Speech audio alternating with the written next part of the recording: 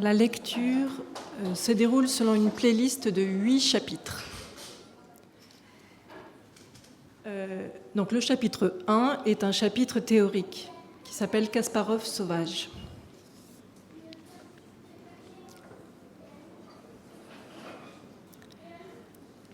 La radio s'allume, il est 7 heures. Attention, je vais maintenant incorporer et retenir l'ensemble du journal. Autrefois, il y avait des études qui démontraient que lorsqu'on écoutait le journal, on ne se concentrait pas assez. On était généralement incapable de citer plus de 2 ou 3 sujets du journal télévisé. Alors qu'aujourd'hui, notre responsabilité mondiale s'est accrue.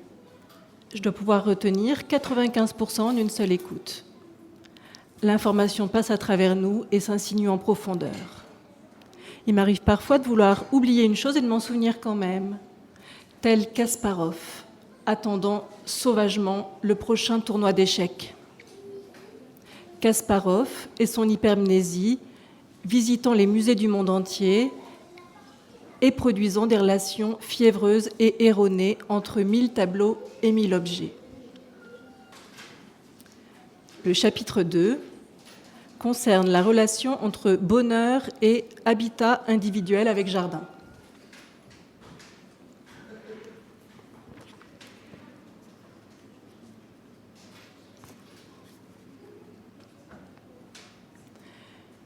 Le philosophe Épicure, qui consacra toute son existence à l'élaboration d'une méthode infaillible pour atteindre le bonheur, avait lui aussi établi scientifiquement la nécessité du jardin. Avant d'emménager dans sa brillante et verte conclusion intitulée « Le jardin », où on s'assoit dans l'herbe en mangeant des grillades, Épicure a bâti un gros travail déductif. Il ne pouvait pas affirmer de but en blanc « Le bonheur est un jardin pour faire des barbecues entre amis ».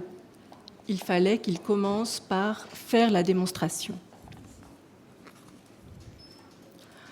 Épicure rédigea pendant plusieurs années environ 300 volumes.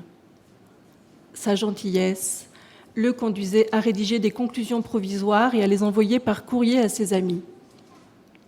Il n'était pas si facile d'être l'ami d'Épicure malgré les simplifications. Il fallait une grande capacité d'absorption épistolaire. Le philosophe Épicure sélectionnait ses amis par correspondance, en projetant dans leur direction des lettres très riches de sens. Il paraît qu'en Occident, ce sont surtout des hommes qui choisissent leur conjointe par correspondance sur des catalogues de sites internet. Une épine dans la femme de 30 ans. Il paraît que certains hommes sont déçus par la tournure que prend la femme de 30 ans. Sa mentalité et son attitude sont décourageantes. C'est le parcours du combattant pour réussir à la satisfaire. Nous sommes blasés de tout, nous n'avons pas envie de construire une famille, nous faisons facilement la tête. Par exemple, lors de sorties, il y a des Françaises qui parviennent à s'ennuyer à Euro Disney. C'est pourquoi ils préfèrent épouser des jeunes femmes plus exotiques, d'où émane une certaine douceur et une joie de vivre, qui sont gaies et travailleuses et ressemblent à des oiseaux chatoyants.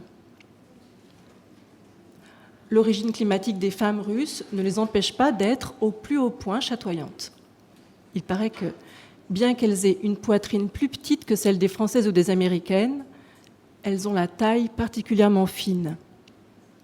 Déjà dans l'enfance, elles organisent des concours entre amis visant à avoir la taille la plus fine possible. Une proportion croissante d'hommes français épousent une femme qu'ils n'ont vue qu'en photo auparavant. Ils vivent un conte de fées avec Olga, 28 ans. On leur a lu une dose trop massive de contes durant leur enfance. L'invasion du marché du livre jeunesse par les contes depuis le XIXe siècle est un problème de société. Il faut faire attention à ce qu'on lit aux petits.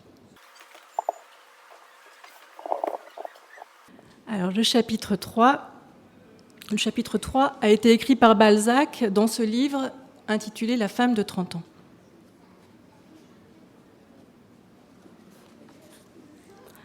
La courbure de son cou, le laisser-aller de son corps fatigué mais souple qui paraissait élégamment brisé par le fauteuil, l'abandon de ses jambes, l'insouciance de sa pose, ses mouvements pleins de lassitude, Tout révélait une femme sans intérêt dans la vie, qui n'a point connu les plaisirs de l'amour, mais qui les a rêvés, et qui se courbe sous les fardeaux dont l'accable sa mémoire. Une femme qui depuis longtemps a désespéré de l'avenir ou d'elle-même. Une femme inoccupée qui prend le vide pour le néant. Le chapitre 4 est une vidéo. Parce que on était, surtout les brunes, victimes d'une forme d'imprégnation par le diable. La lessive était la discipline pour laquelle on était particulièrement doué. Fillettes, nous avions eu une crise en découvrant que nous n'avions pas de pénis. On en voulait à notre mère de nous avoir faites femmes et non hommes. Au début du XXe siècle, on dénombra les génies présents sur le sol britannique. Eh bien, sur 1030 génies, seulement 55 étaient des femmes. Et suite donc à cette vidéo, Balzac avait constaté que dans les années 1830, femme de 30 ans était un problème qui durait toute la vie. Une casserole que les femmes traînaient de la naissance à la mort. Leur femme de 30 ans stagnait constamment en elles, même à la toute fin de l'existence, où elle est encore là, plissée en forme de ride. La femme de 30 ans était la tâche qui ne s'en va jamais, une hausse sociale indélébile. Un jour, où je venais de dépasser l'âge de 30 ans, je jugeais qu'il était temps de faire le point et de procéder aux mises à jour de cette théorie. Le chapitre 5 concerne la difficulté d'écrire de la littérature en français lorsqu'on est une fille.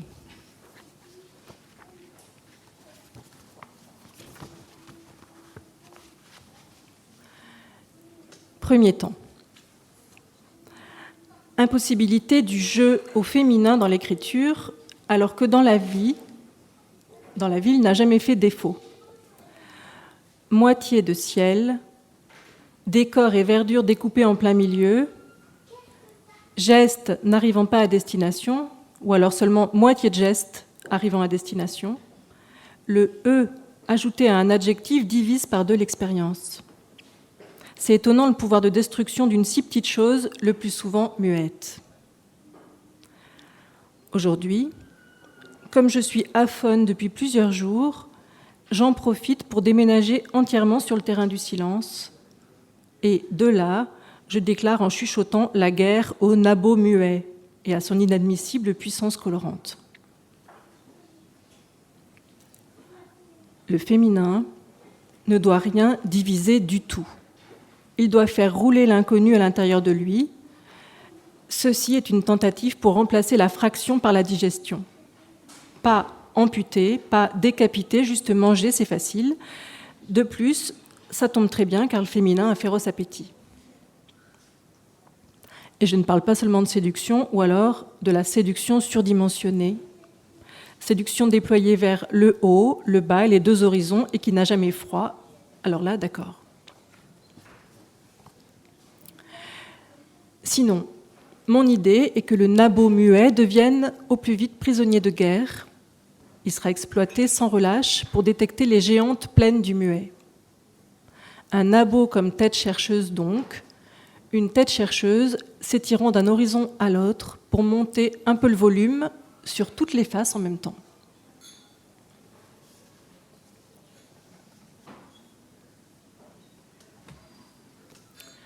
Alors, dans le chapitre 6, Épicure fait enfin l'acquisition de son jardin à Athènes.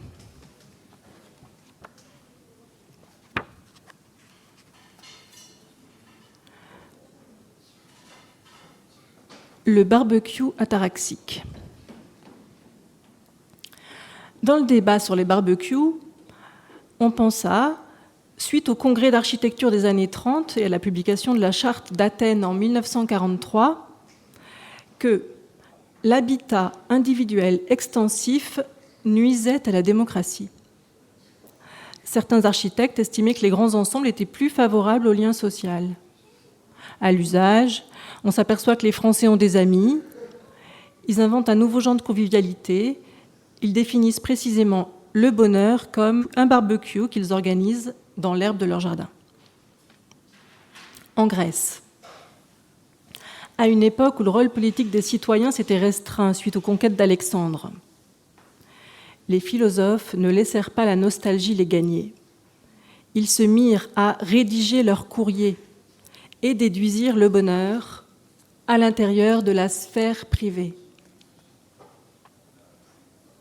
Épicure procéda sans relâche à ses déductions hollywoodiennes.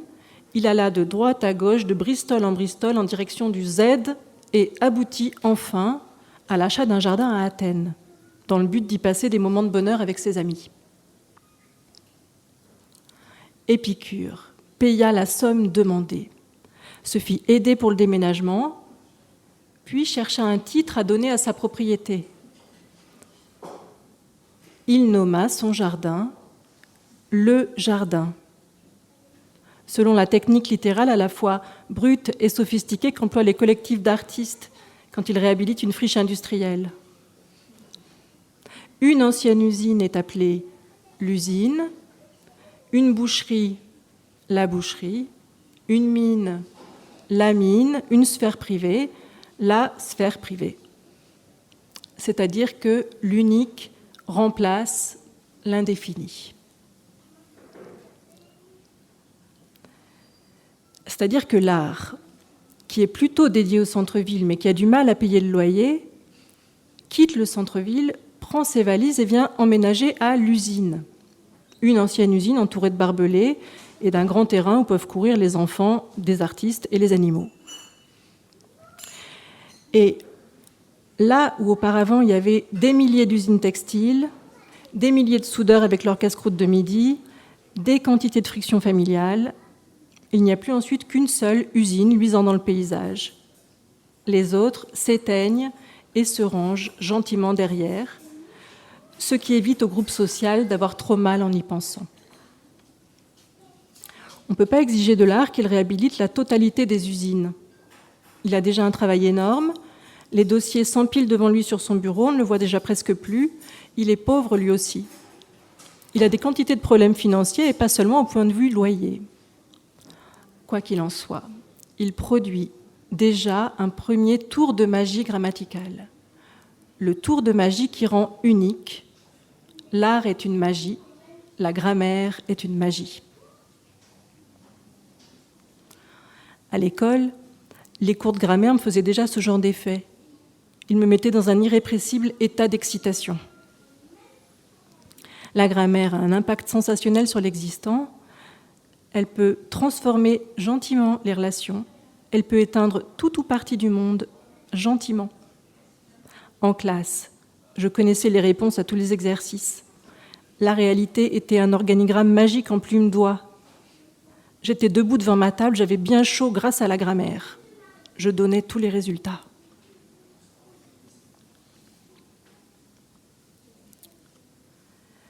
Le chapitre 7 est un ensemble de notes concernant la formule et là où auparavant il y avait des milliers d'usines textiles.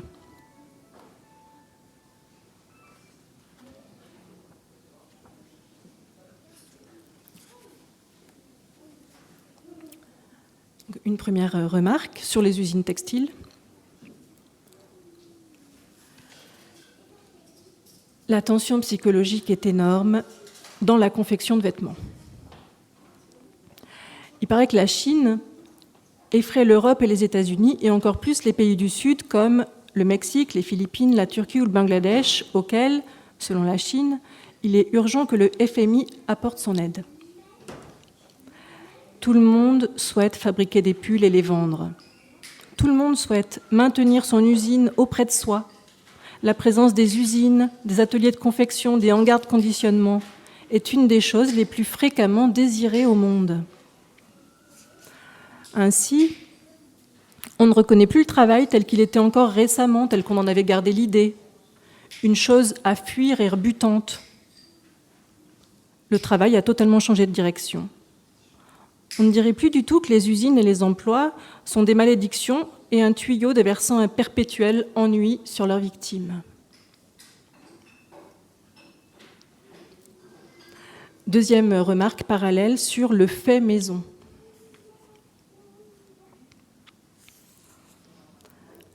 Dans les années 90, juste après les grands remaniements financiers du secteur textile, les travaux manuels, auxquels on s'occupait pour son plaisir durant les vacances scolaires et les heures de loisirs depuis les années 70, les tricots et les vêtements cousus main se sont trouvés subitement disqualifiés. Il y a un épisode du feuilleton Sous le soleil, où Laure, l'une des héroïnes de la série, une figure sérieuse qui a fait des études de médecine, mais aussi d'une grande générosité et légèrement déboussolée au point de vue sentiment, Laure croise dans un couloir sa chef de clinique, avec laquelle elle a en général des relations tendues. Laure porte ce jour-là un haut très singulier qui vient de lui être offert par une personne chère. Ce genre de chemisier est original. Il provient de la région supérieure de l'original, entre haute couture et mauvais goût. Mais ce qui importe alors, c'est la personne qui le lui a offert, qu'elle aime et dont elle acclame secrètement l'existence, en portant ce haut pour se rendre à son travail. Au moment où Laure passe auprès de la chef, celle-ci lui dit « Charmant, vous l'avez fait vous-même ?» Ce qui ne signifie pas que la chef apprécie les travaux manuels, mais que pour elle, ce haut ridicule fait hésiter entre l'envie de rire et celle de se mettre en colère, que couture et tricot maison sont des activités qui n'auraient jamais dû être autorisées à déborder des années 80, et qu'elle n'apprécie pas la vie affective complexe et proche du mauvais goût de sa jeune collègue.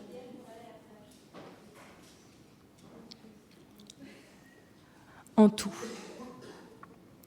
au cours de mon existence, j'ai eu l'occasion de tricoter moi-même 4 pulls, plus une écharpe mauve, en laine, épaisse, à la machine à tricoter.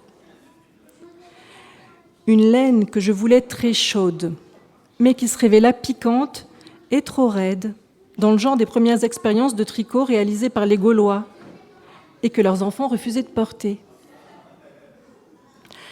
Les enfants disparaissaient, s'enfuyaient vers la forêt, ils grimpaient dans les arbres où ils étaient obligés de taper dans leurs mains et de chanter pour se réchauffer, mais ils refusaient de porter ces tricots râpeux. Ils disaient aux adultes « Progressez encore dans votre art, ensuite on rediscute ». Juste avant la date butoir de 1989, je fabriquais aussi, pour partir en vacances, un bikini en coton beige, également à la machine à tricoter.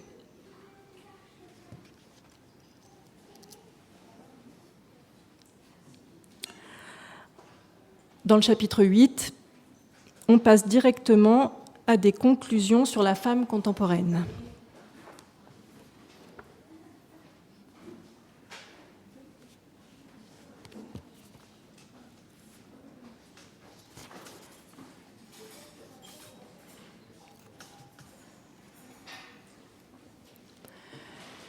Les héroïnes, blondes ou châtains,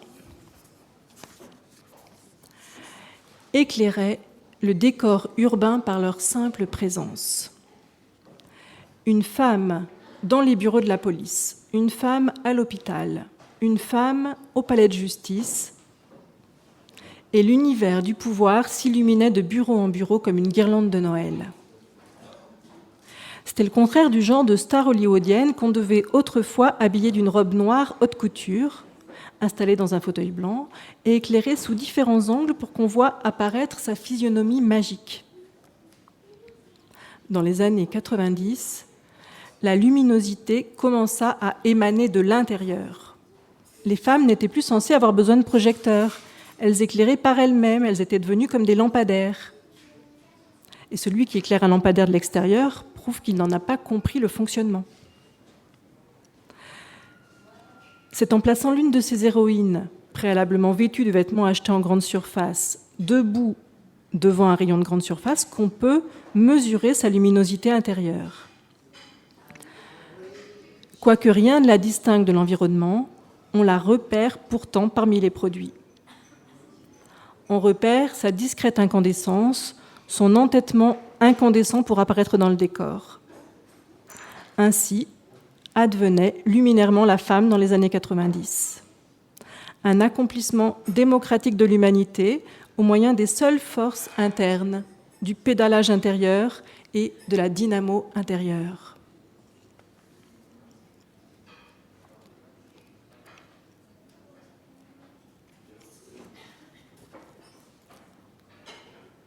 Une autre conclusion, la femme de 30 ans n'a aucune vision.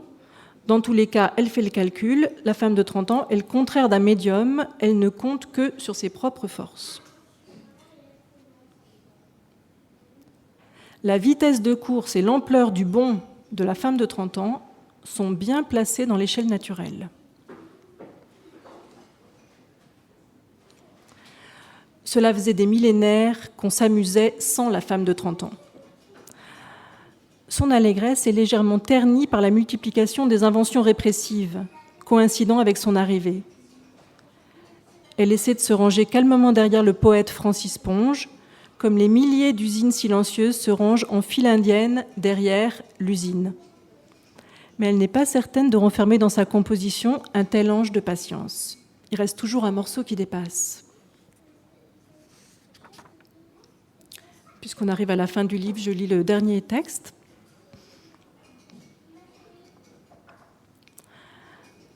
Parmi mes réalisations dans le secteur textile, la tentative la plus osée fut en fin de compte le bikini en fil de coton que je réalisais à la machine à tricoter, en y travaillant toute une journée plus la nuit suivante, parce que je voulais l'emporter dans mes bagages pour partir en vacances.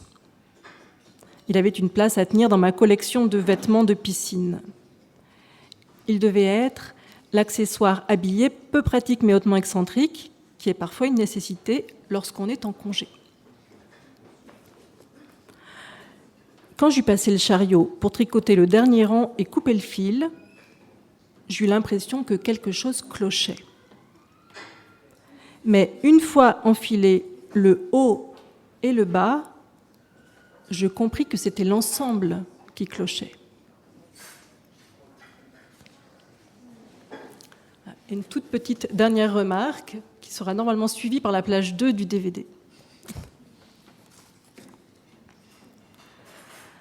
À propos de gorilles, selon certains écologistes fondamentalistes américains, les grands singes devraient maintenant obtenir le droit de vote. En effet, les hommes de couleur ont eu le droit de vote, puis les femmes. Et dans l'ordre du progrès, c'est maintenant au tour des grands singes de bénéficier de cette opportunité.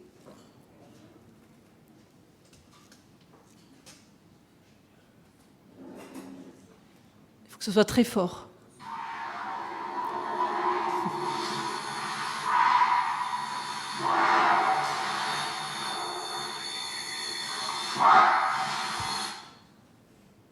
Merci.